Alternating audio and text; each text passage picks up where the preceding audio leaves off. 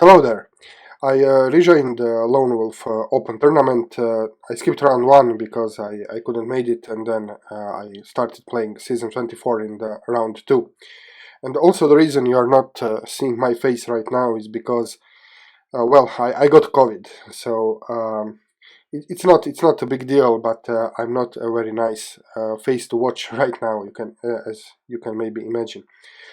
So anyway, I played this game yesterday, and yes, I was sick, and while playing it, I had a slight fever and a headache. So the interesting thing about this game is that I really wasn't able to calculate very well. In fact, I calculated just a minimum amount because of the headache. So I played this game. I didn't ask. I didn't do any blunder checks. I didn't ask myself usual questions. Checks, capture, strengths, and all the things I usually do. I just try to do my best and trust that my intuition and that my general board vision will be enough. And it so happened it was, as you'll see in the game. So let me just. It's an interesting and instructive game, and I would like to show you. Okay, so in this game I played as black, and my opponent opened with e4. I responded e5, my usual response. He played knight c3 here rather, so he went for the Vienna game. And well, I don't know much about Vienna game. I know that I play my usual knight f6, which I do. And if he tries the gambit, then I play it like a Folbeer counter gambit, this line. And this is what happened. So f4, and I just played d5. He took the pawn, f takes e5, and I took the pawn, knight takes e4. So this is all usual, let's say, that I'm in the book now with move 4. I'm still in the book, which is unusual for me and my opening preparation, that I'm in the book by move 4. Okay, my opponent played queen to f3, and now I'm out of the book. And I looked up later, the best move is f5 here, actually. So you can see that my knight is attacked twice, I defended it once. So yeah, f5 was the best move here. If he takes some passant, I can just come back with my knight. So yeah, but I didn't know this, and I just wanted to play simple chess, so I just took the pawn. And here my opponent made first mistake, and I think a crucial mistake, right here in the move 6. So he took with the d pawn, d takes c3. This was played in the game, and I think a much better option would be to take with the b pawn. Of course, always you want to capture towards the center. This is the general principle, but also you can see that this pawn will be isolated. If you take here, for example, let's say b takes c3, then this move is coming at some point, and you have a very nice pawn structure. And this pawn is very annoying in my half of the board. So this would not be good for me. But in the game, he played d takes c3, and now suddenly this pawn is a target. It's isolated, it will fall sooner or later. So I just naturally developed with tempo, with the attack. He played bishop to f4, just defending the pawn. And I was thinking how to pressure this pawn. I was considering several moves. And yeah, this was the best move in this position, bishop e6. I realized this later, because my pawn here is only protected by the queen. So protected once, attacked once. And so when you have a piece or a pawn which is attacked once and defended once, then you should treat it as an undefended piece. So this is an undefended piece. So what I should have done is just to bring a defender. And also I'm blocking this pawn. So this was the best move. But this wasn't played in the game. In the game I played queen to e7. Just going after this pawn, pinning this pawn, and I thought I was very smart with this. But of course, you probably see it immediately. I just blundered this pawn. I just hanged this pawn. So, well, this is what happens when you play with a headache, I guess. So he, of course, took the pawn. And now I'm pawn down, but it doesn't matter, really, because this pawn will fall sooner or later. So I could be a pawn up after winning this pawn. Now, okay, the game goes on. Anyway, let's just look briefly at this position as I looked at it. So I am now material down, and his king is stuck in the center, also is mine. He's probably going to castle long, so I could just as well castle long here. In this position, I don't want to go opposite side castling. In the open position, he has a bishop pair. I just don't want to be under such an attack. So I decided I will castle long. So I was looking for some aggressive move because I'm now down the material, so I might just as well grab some initiative. And I came up with this move, g4. So I don't care of moving the pawns in front of my king side, because my king is going the other way anyway. So this is nice attacking move, grabbing some space. So he just retreats his bishop, and now another purpose of this move was that I can now fianchetto my bishop to g7. And now I'm hitting the pawn. So here, if I wanted to castle on the short, then I would play g6, develop the bishop on g7, hitting this pawn, and then castle short. This was another alternative I was considering. But since I decided to go long, then okay, why play g6 and just play g5? So he went, I played bishop to g7, now hitting this pawn. You can see that this pawn is hit 3 times and defended only 2 times. So I can at some point take this pawn. He played, let's see, bishop to b5, now pinning my knight, so now I cannot win the pawn. I just unpinned. I wanted to play this move anyway, just wanted to prepare the castle. He castled long, I castled long, and he played now queen to e4, because, okay, he was, I am x-raying his queen, so he has to move his queen away. Sorry, queen. I think I thought I said king, but obviously queen. So he wanted to move the queen away, and he played queen to e4. And now immediately, if you are just looking this position with tactical vision, tactical eyes, you can spot some undefended pieces here. So I have 2 undefended pieces, which is not good. So yeah, 2 undefended pieces. But he also, when he moved his queen is undefended. And this immediately, and it's also x-rayed. That means that this pawn is pinned. So this immediately gave me the idea to just go on and play f4. So now I'm just taking more space. I'm hitting the queen. He cannot take en passant because he will lose the queen, and also I'm preparing f4, cutting the defense of this pawn. So this pawn will be very, very weak. Okay, he retreated queen to e2. I played f4, kicking his bishop away, and now, yeah, now I can even take this pawn. It's okay to take this pawn, for example. Here, yeah, I opened this diagonal. I mean, it's very complicated. It has several sequences. So if I take, he can go here, pinning my knight to my undefended bishop, for example, or he can decide to take my light square bishop. Then I can probably come back with my knight, or I can go and try to put the rook. I mean, many capturing sequences here. And like I said, I didn't want to calculate. I was not feeling well, so I played rook to e8. I was thinking, okay, this pawn is not going anyway soon. So let me just bring another piece to the game. So let's invite another guy to the party. So putting the piece here, okay, silent pressure. This guy will fall sooner or later. Okay, he develops knight to f3.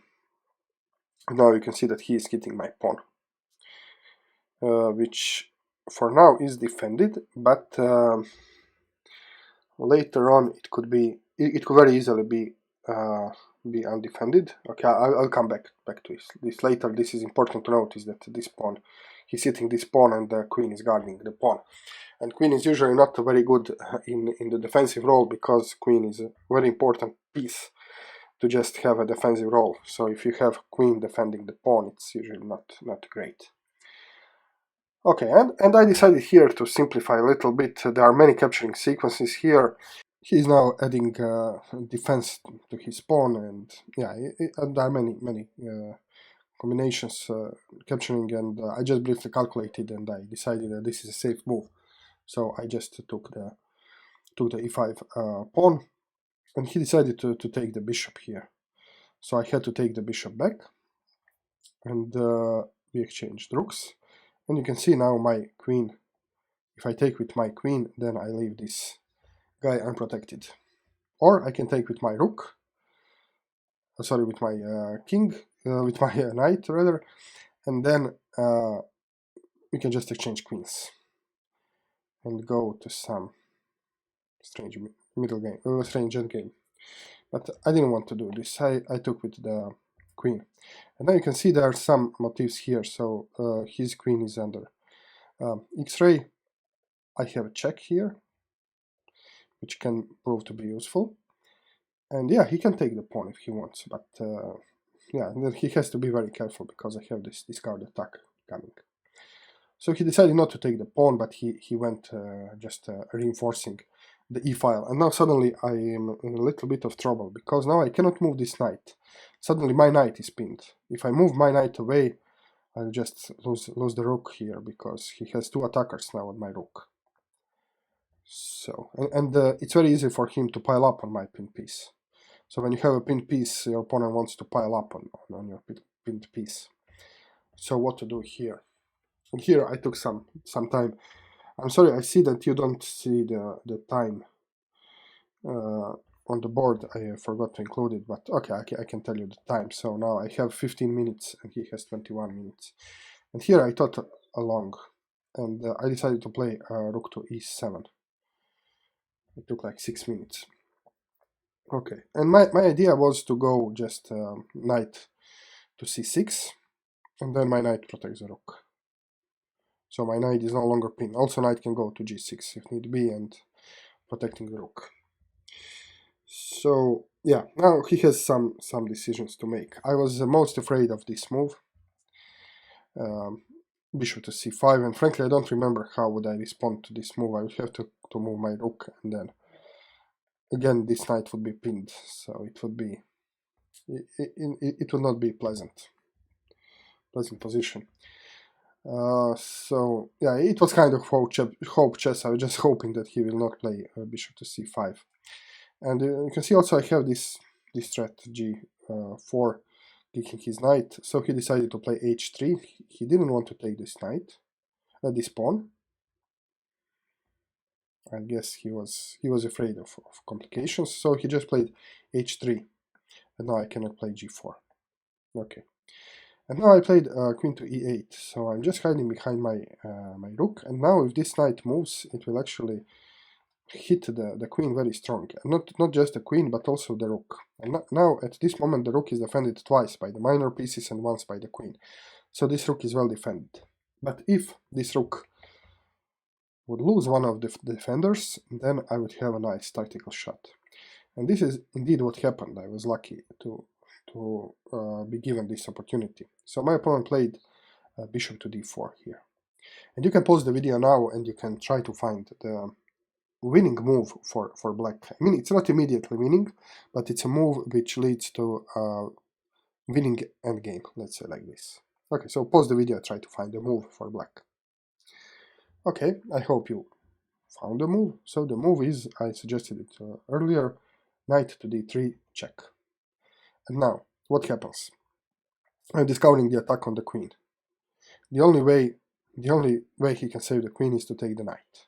Okay, and he did it. So, but since this bishop is no longer guarding the rook, then I have one defender, two attackers. So I can just take the rook. He has to take back, everything is forced. I take the knight with check, everything is forced. He has to block with the queen. I take the queen, everything is forced. He takes the queen, and now you can see my undefended piece. I was aware that this was undefended, but everything is forced. He didn't have time to take it. So I took the bishop, and he took. So everything is forced. So from this moment on, everything is forced. Check, capture, check, check, takes. Okay. And this is winning position, because my king will be more active than his king. his king cannot come to my half of the board because I have these pawns. This pawn can come here very easily. I have these pawns blocking his king, so his king cannot penetrate. I have the majority on the king side, and this majority is far away, already far away, so this is already on the second half of the board. His majority is not so advanced. So yeah, he also has a majority, so you could say we both have majorities, but my majority is more important majority. It's more advanced majority, unlike his. And I have a king, more active king. So let me just go back. So this is what I needed to see before I played knight to d3. That after everything is exchanged, I will have the winning game. Yeah. So this is it. Okay, so I brought up my king. Now it's relatively easy to win this endgame. There are many ways you can win it. So if general rule is if you have a structural advantage, or if you have if you're a pawn up in the end game with only king and pawns, and there are many pawns on the board, and there are pawns on the both sides of the board, then it should be easy for the person who has significant structural advantage or material advantage to win the end game. So here I have significant structural advantage, and this is what will lead to victory. So I'm just bringing up my king, he goes here, I go here, and this is now the opposition, he cannot penetrate. He plays c4, okay, trying to mobilize his majority, it's okay. I play now h5, and now, yeah, his king is completely blocked. He played b3, g4, advancing and kicking his king away. He took, I took, and he has to go back to f2. And now, okay, I can go for this pawn, but if I play knight king to e4 immediately, which is a natural move, then he will go here and his pawn will be protected. So I prepared this move.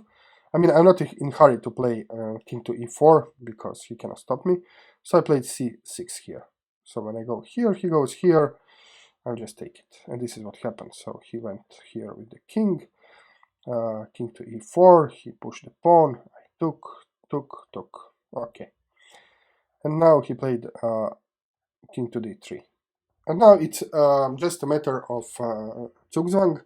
So my goal here is to block all pawns and do it in such a way that it will be his turn to move. So, and then if you can imagine that he cannot move any of his pawns and it's his turn to move, well, he has to let me in. I'll go here and I'll go here, or he'll go back, I'll go in, and so on. So I needed to calculate a little bit here, and in fact, not really, because I have this. For example, I have a move on the king side. So if these pawns would be blocked, even if it was my turn to move, I can just play g3, and he cannot play the forward move on the king side. So it's not even that I have to calculate here, but I did it anyway. So I wanted to make zugzwang of these pawns, so it's a useful exercise. So the correct move is a4. Now if he plays a5, sorry, if he plays a4, then I just play b6. So let's play a4, b6. Okay, and he is in zugzwang. He has to move his king. So this is the one way. Okay, so after a5 he played a3, but okay, now I play b5, and again it's zugzwang, whatever he does. So he played a4. Now if I take the pawn, he takes, then it's my turn, but I still have this g3 move. So even if I mess this up, I have this backup g3 move. But I mean, to play this correctly, I played b4. And now it's his turn to move. He has to move the king. He moved the king. I just entered in. He played, let's see, king to d2. Okay, I'm now breaking. Takes, I take with the king. And yeah, he now goes here. And now I was thinking, should I do this and then promote? This is one way to win.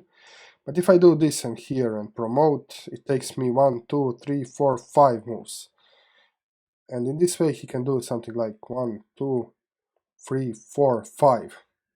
So yeah, I would be having, I would have a queen, But yeah, it's a little bit pain. So he'll have these two pawns against my queen. It's a winning endgame, but it's difficult, it's hard, it's easy to make a mistake. So I decided to go another way around, and I play just king to e3. Now I'm going to take this pawn. So if he goes this way, I'll just push the pawn. If he goes the other way, he played king to f1, then I just go king to d3, and now, well, I just pick up this pawn. I don't even have to pick this pawn. I can just go here and then just promote. He cannot stop me. So here in this position, on move 42, my opponent resigned the game. Okay, so this was the game. Yeah, it's a nice game. It has some instructive moments, and yeah, I hope you enjoyed the video. As always, if you did, click the like button, subscribe to my channel, leave the comment below, and I'll see you soon with more chess. Cheers.